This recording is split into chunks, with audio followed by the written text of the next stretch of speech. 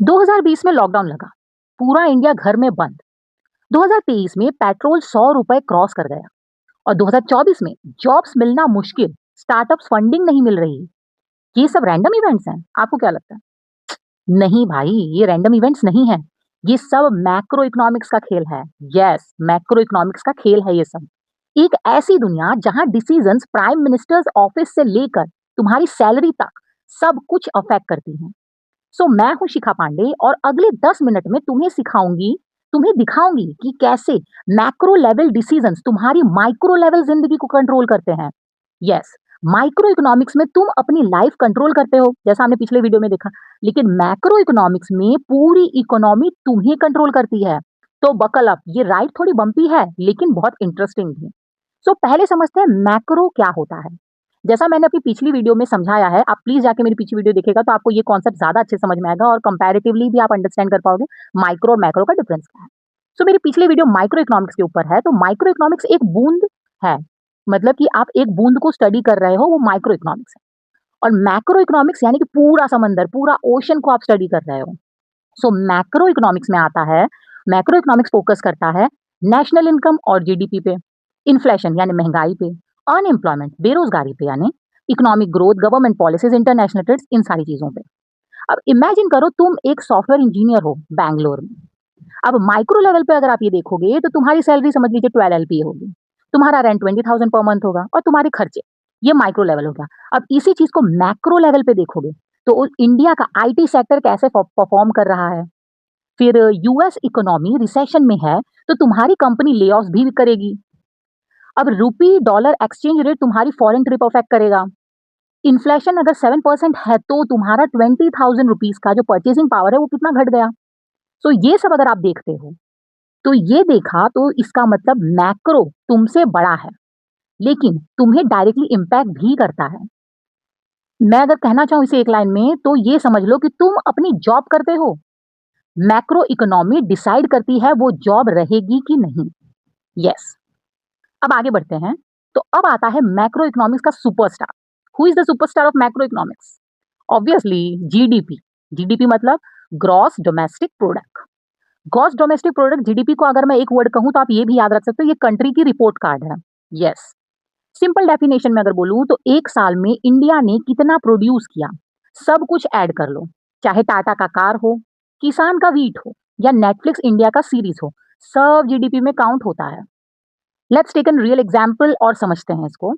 2022-23 में इंडिया का GDP growth 7.2%, मतलब इंडिया 7.2% ज्यादा प्रोड्यूस कर रहा है पिछले साल। बट तुम्हारे लिए इसका मतलब क्या? जीडीपी बढ़ा, कंपनीज एक्सपांड करेंगे, मोर जॉब्स, बेटर सैलरीज, तुम्हारा स्टैंडर्ड ऑफ लिविंग इंप्रूव होगा। अब अगर उल्टा सिनेरियो देखते हैं कि 2020 में जब लॉकडाउन लगा तो जीडीपी 7.3% हो गया, यानी नेगेटिव ग्रोथ। कंपनीज बंद होंगी, कंपनी शट डाउन। इस कंपनीज बंद होंगी तो ले ऑफ्स होंगे, सैलरी काटी जाएगी, सैलरी कट्स होंगी और स्ट्रगल बढ़ेगा। अब यहाँ पे इंटरेस्टिंग फैक्ट क्या है? इंडिया अभी वर्ल्ड की 5th लार्जेस्ट इकोनॉमी है, यूएस से फर्स्ट है, चाइना सेकंड है और इंडिया 5th पोजीशन पे है। अब थर्ड और फोर्थ कौन है ये कमेंट में तुम ही लोग बता देना, ठीक है? फर्स्ट, सेकंड और फिफ्थ तो मैंने बता दिया। तो इंडिया 5th पोजीशन पे है जीडीपी में। अब जीडीपी अगर क्रिकेटर होता तो स्ट्राइक रेट होती, कितना फास्ट इकोनॉमी स्कोर कर रही है। बट वार्निंग यहाँ ये भी है कि हाई जीडीपी मतलब सब खुश, नॉट ऑलवेज। अगर सिर्फ अंबानी अदानी की वेल्थ बढ़ रही है और कॉमन मैन स्ट्रगलिंग है तो जीडीपी मिसलीडिंग भी हो सकता है। इसीलिए इकोनॉमिस्ट जीडीपी पर कैपिटा भी देखते हैं, पर पर्सन कितना है यानी कि। तो अब चलिए बात करते हैं सबसे रिलेटेबल टॉपिक की, इन्फ्लेशन। अभी देखिए, तुम्हारे पापा, आप सुनते होगे अक्सर, सभी के पापा, मेरे पापा तो बोलते ही हैं कि हमारे ज़माने में, वैसे हमारे ज़माने से मुझे भिड़े भी याद आ गया तारक मेहता का, कि वो उसकी स्टाइल में बोलते हैं ना हमारे ज़माने में। तो वैसे ही मेरे पापा भी बोलते हैं हमारे ज़माने में पार्ले जी 5 रुपीज़ की आती थी, आज 10-12 रुपए की हो गई है। ये क्या है? ये है इन्फ्लेशन, प्राइसेस का बढ़ना ओवर टाइम। अब let's take a real example. 2019 में पेट्रोल की प्राइस 71 रुपीज पर लीटर था। आटा 10 किलो 250 रुपए का ले लो होगा। मूवी टिकट 150 से 200 रुपए की थी। और अभी 2026 में पेट्रोल जो है वो आई गेस 95 से 110 के रेंज में आ जाता है, रुपीज पर लीटर है। आटा 10 किलो का दाम हो गया 450 रुपए। मूवी टिकट जो हैं वो अब 250 से 500 रुपए की हो गई हैं। बट वेट, इन्फ्लेशन होता क्यों है? यहाँ इन्फ्लेशन तो हो रहा है, प्राइस तो बढ़ गई, महँगाई आ गया, लेकिन क्यों होता है? So let's understand with a case study. Covid inflation, lockdown lockdown लगा, सप्लाई चेन्स ब्रेक हुए, प्रोडक्शन कम हुआ उस वजह से और गुड्स की शॉर्टेज हुई और इस वजह से प्राइसेस जो थे वो बढ़े। अब सबसे हार्ड हिट यहाँ क्या था कि एडिबल ऑयल 2020 में सनफ्लावर ऑयल जो होता है वो 110 रुपए पर लीटर था और 2023-24 में वो 220 रुपए पर लीटर हो गया, जस्ट डबल। क्यों? क्योंकि यूक्रेन रसिया वॉर हुआ, सप्लाई डिसरप्ट हुआ, तो ग्लोबल प्राइस सर्ज हुए, मतलब प्राइसेस बढ़ गए। अब इस बात से हम ये समझ गए कि इन्फ्लेशन तो अलग-अलग तरीके का भी होता है यानी कि। तो टाइप्स ऑफ इन्फ्लेशन क्या होते हैं? 2 तरीके के इन्फ्लेशन होते हैं, एक डिमांड पुल इन्फ्लेशन होता है, एक कॉस्ट पुश इन्फ्लेशन होता है। तो डिमांड पुल इन्फ्लेशन क्या होता है? Let's understand with example, Diwali season demand explosion. मतलब कि प्राइस बढ़ी, गोल्ड, क्लोथ्स, इलेक्ट्रॉनिक्स सब महँगे हो जाते हैं। तो ये हमारा डिमांड पुल इन्फ्लेशन हो गया। कॉस्ट पुश इन्फ्लेशन क्या होता है? Let's take an example, petrol prices. Crude oil expensive हुआ, ट्रांसपोर्टेशन कॉस्ट बढ़ता है, हर चीज़ महँगी होती है। मतलब इन्फ्लेशन एक साइलेंट थिफ है, जो तुम्हारी सेविंग्स की वैल्यू चुपके से चुरा लेता है। यस, अगर ये एक लाइन भी याद रखोगे ना तो कभी नहीं भूलोगे कि इन्फ्लेशन होता क्या है। इन्फ्लेशन क्या है? एक साइलेंट थिफ है जो तुम्हारी सेविंग्स की वैल्यू को चुपके से चुरा लेता है। अब ये रियल लाइफ में तुम पे इम्पैक्ट कैसे करता है? लेट्स टेक एग्जांपल, अगर तुम्हारे पास 1 लाख रुपीस की सेविंग है और इन्फ्लेशन 6% है, so next year same 1 lakh रुपए जो है वो 94,000 की परचेजिंग पावर रखेगा। 1 लाख का एक 6% कितना होता है? 6,000, यानी 6,000 इन महँगाई बढ़ जाएगी तो उसका 6,000 का जो परचेजिंग पावर है वो घट जाएगा और वो 94,000 की परचेजिंग पावर रखेगा। इसीलिए FD, stocks, mutual funds, investment ज़रूरी है। Just to beat what? Just to beat inflation. Inflation को बीट करने के लिए ये FD, stocks, mutual funds, investments ये सारी चीज़ें ज़रूरी हैं। अब इन्फ्लेशन आई होप आप लोग को समझ में आ गया होगा। अब आगे बढ़ते हैं और देखते हैं अनएम्प्लॉयमेंट। अनएम्प्लॉयमेंट क्या है? ये बहुत ही हेवी टॉपिक है क्योंकि इंडिया में यूथ अनएम्प्लॉयमेंट एक सीरियस इशू है। अगर करंट सिनेरियो की बात करूं तो हर साल 1.5 करोड़ स्टूडेंट्स ग्रेजुएट होते हैं। क्वालिटी जॉब्स की अगर बात करूं तो सिर्फ 50 से 60 लाख क्रिएट होती हैं। बाकी स्ट्रगल करते हैं, अंडर एम्प्लॉयमेंट रहते हैं या गिग इकोनॉमी में आ जाते हैं और कुछ तो मुझ जैसे भी हो जाते हैं। अब मैं भी एक अनएम्प्लॉय ही हूँ, पीएचडी कर रही हूँ, यूजीसी नेट क्वालिफाइड हूँ, बीकॉम एमकॉम किया हुआ है, गोल्ड मेडलिस्ट भी हूँ, but still making video on YouTube. चलिए खैर अभी पर्सनल रोना बाद में रो लेंगे, पहले आगे बढ़ते हैं अनएम्प्लॉयमेंट को लेके। तो यहाँ पे टाइप्स ऑफ एम्प्लॉयमेंट अनएम्प्लॉयमेंट क्या होता है वो जानते हैं। 3 तरीके के होते हैं। पहला structural unemployment, then cyclical unemployment and then seasonal unemployment. अब स्ट्रक्चरल अनएम्प्लॉयमेंट क्या होता है? Let's understand with example. Bank में 10,000 क्लर्क्स की जॉब थी, इंटरनेट बैंकिंग आया। अब एटीएम्स, मोबाइल ऐप्स, रिजल्ट क्या ये सब आ गए हैं, एटीएम्स, मोबाइल ऐप्स। तो इसका रिजल्ट क्या आ गया? जॉब्स खत्म हो गई। तो ये क्या हुआ? ये स्ट्रक्चरल अनएम्प्लॉयमेंट हुआ। फिर हमारा दूसरा था साइक्लिकल अनएम्प्लॉयमेंट, मतलब कि लेट्स अंडरस्टैंड विद एग्जांपल कि 2020 में कोविड रिसेशन, इकोनॉमी गिर गया, इकोनॉमी डाउन। इससे क्या होता है? इससे कंपनीज को बहुत भारी मात्रा में लॉसेस हुआ। अब लॉस होने के कारण उन लोगों ने मास ले-ऑफ्स किया, बहुत लोगों को निकाला। ओला, उबर, ज़ोमैटो, स्विगी सबने निकाला अपने बंदों को, एम्प्लॉइज़ को। तो ये क्या हुआ? ये साइक्लिकल अनएम्प्लॉयमेंट हुआ। अब हम थर्ड देखेंगे कि सीज़नल अनएम्प्लॉयमेंट क्या होता है। सो समझिए कि एग्रीकल्चर सेक्टर, खरीफ सीज़न में काम रहता है और ऑफ सीज़न में किसान बेरोज़गार रहता है। मतलब उनको सीज़नल काम मिलता है, सीज़नल काम नहीं मिलता है। ठीक है? अब 23-24 की अगर बात करूँ तो उसमें टेक ने ले ऑफ किया था मेटा में 11,000 एम्प्लॉयी को, इंडिया में भी इसका इम्पैक्ट हुआ था। गूगल ने 12,000 एम्प्लॉइज़ को निकाला था, अमेज़न ने 18,000 एम्प्लॉइज़ को और माइक्रोसॉफ्ट ने 10,000 एम्प्लॉइज़ को। क्यों? क्योंकि यूएस इकोनॉमी स्लो डाउन हो गई, जिसकी वजह से कंपनीज के प्रॉफिट्स थे वो भी कम आए, तो उनको कॉस्ट कटिंग करना था और कॉस्ट कटिंग करने के चक्कर में लोगों ने अपने एम्प्लॉइज़ को ले ऑफ कर दिया। अब इंडिया में भी आईटी सेक्टर इससे हिट हुआ। फ्रेशर्स की हायरिंग फ्रीज कर दी गई, सैलरी हाइक्स रोक दिया गया।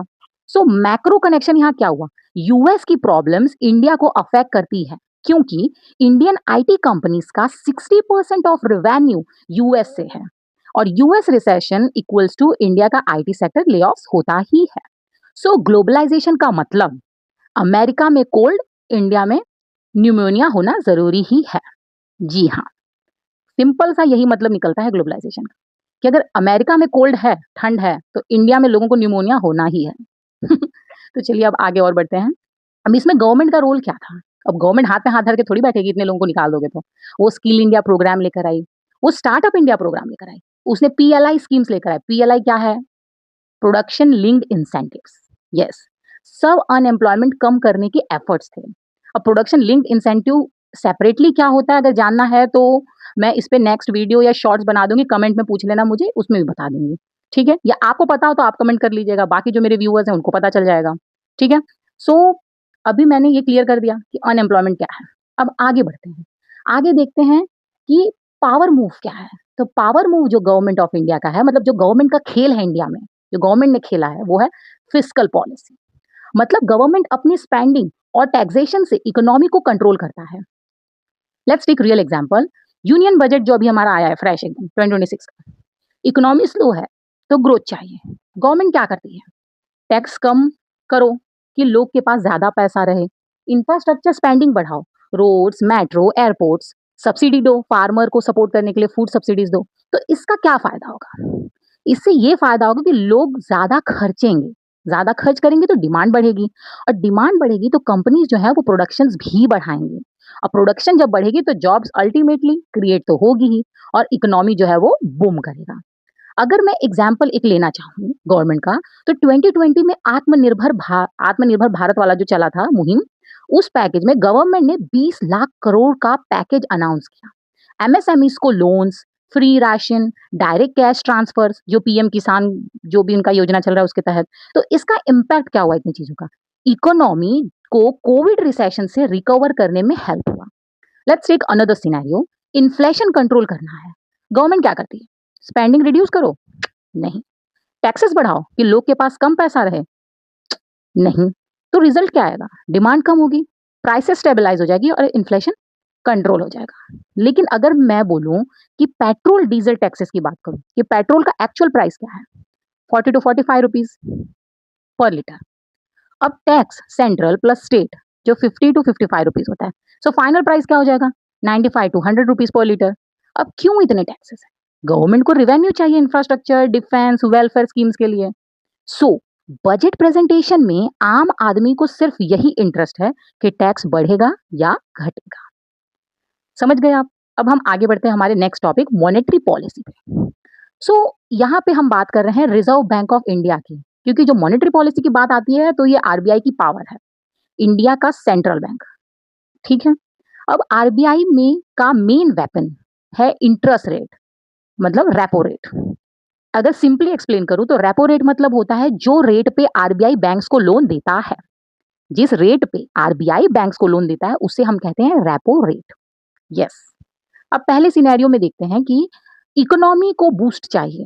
ठीक है, अब आरबीआई रेपो रेट कम कर देता है, मतलब कि समझिए 6.5% से 6% कर दिया। अब डोमिनो इफेक्ट क्या होगा? बैंक्स आरबीआई से सस्ता लोन लेंगे, बैंक्स कस्टमर को सस्ता लोन देंगे, home loan, car loan, business loan, जो भी आप बैंक से लो वो आपको सस्ता देंगे, आप उसके कस्टमर हो। तो लोग ज्यादा लोन बोरो करेंगे, तो इससे वो लोग ज्यादा स्पेंडिंग करेंगे, तो इकोनॉमी क्या होगी? ग्रो करेगी। यस।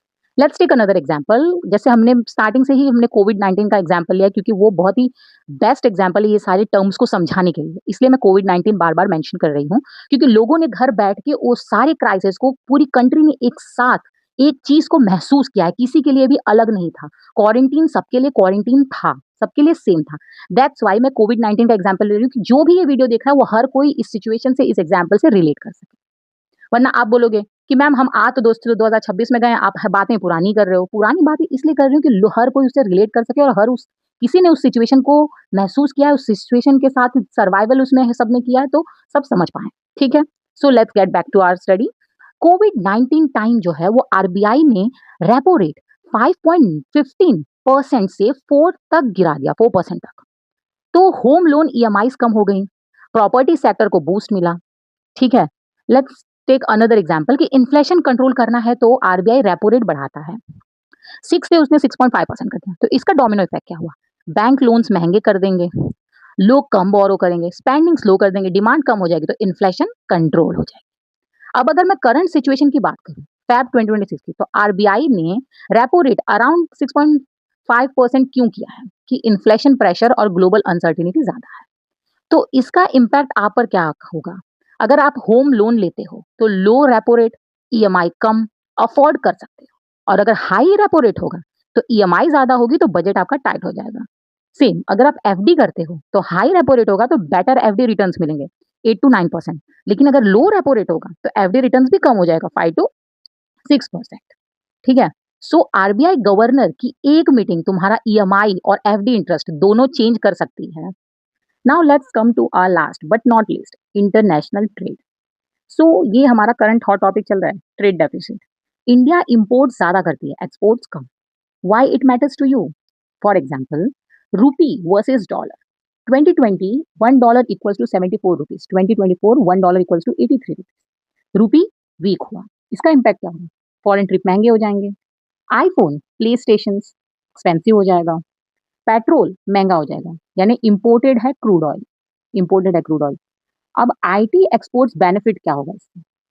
इन्फोसिस, टीसीएस को ज्यादा रुपीज मिलेंगे। So trade policies, make in India initiatives, government domestic manufacturing boost कर रही है ताकि इंपोर्ट्स कम हो।